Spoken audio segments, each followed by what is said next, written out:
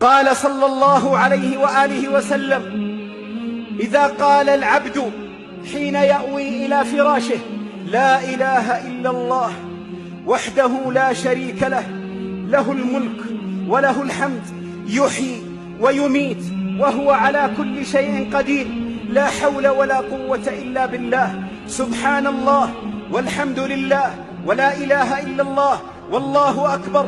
إذا قالها العبد ما الذي يحصل له؟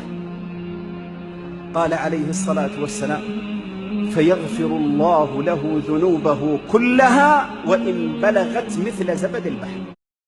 Likey